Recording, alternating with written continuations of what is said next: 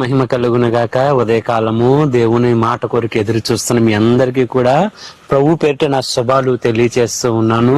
మీ అందరి జీవితాలలో మంచి రోజులను ప్రభు మీకు అనుగ్రహించబోతూ ఉన్నాడు. అందుకే చాలా మంది చెప్తూ ఉంటారు, ఏంటో తెలుసా, సమస్యలు వచ్చినప్పుడు కానీ, వేదన ఉన్నప్పుడు కానీ, దుఃఖం ఉన్నప్పుడు కానీ, మా దినాలన్నీ చెడ్డగా ఉన్నాయండి, మా బ్రతుకు బాగాలేదండి, మా స్థితిగతులు మారలేదండి, మేము ఏం చేసినా మేము విఫలమవుతున్నామండి అని చెప్తూ ఉంటారు.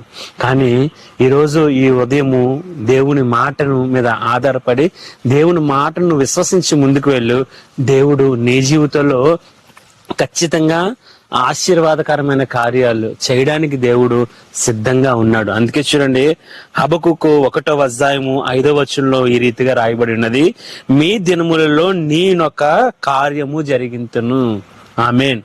దేవుని వాక్యం ఏమి సెలవిస్తుందో తెలుసా?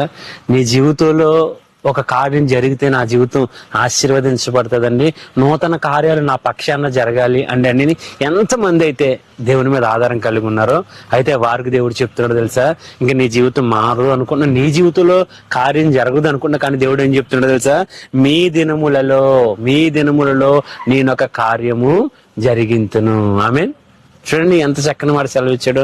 నువ్వు బ్రతుకు దినములన్నిటా కూడా ఇప్పటి వరకు కూడా నువ్వు జీవితంలో ఎన్నో ఉండొచ్చు, ఎన్నో సమస్యలు ఉండొచ్చు, ఎన్నో శ్రమలు ఉండొచ్చు, ఎన్నో వేదన ఉండొచ్చు, ఎన్నో ఓటములు ఉండొచ్చు, ఎన్నో నిందలు ఉండొచ్చు. అయితే దేవుడు ఏం చెప్తున్నాడు తెలుసా, నీ దినములలో నేను ఒక కార్యం చేయబోతున్నాను, కాబట్టి భయపడొద్దు. ఇంకా చెప్తున్నాడు చూడండి, ఈ నీ దినములలో అంటే నీ బ్రతుకున్న దినములలో నువ్వు ఖచ్చితంగా దేవుని కార్యం చూస్తావు.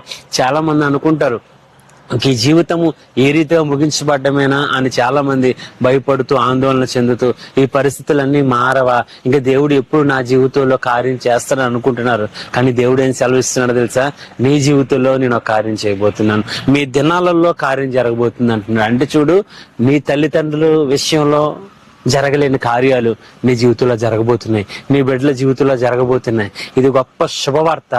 నూతన కార్యము నేను జరిగించును. ఇశ్రాయేలీలు బంధకాల్లో ఉన్నారు, ఇశ్రాయేలీలు అందరూ కూడా శోధనలో బంధించబడి ఉన్నప్పుడు మా జీవితంలో కార్యం జరుగుతుందా అనుకున్నారు. కానీ దేవుడు మోసేని పంపించి వాళ్ళ జీవితాల్లో వాళ్ళ దినాలలో నూతన కార్యం జరిగించారు. అలాగే ఈ దినాలన్నీ నీవే, నీ కొరకే దేవుడు ఆశీర్వాదం అనుగ్రహించబోతున్నాడు.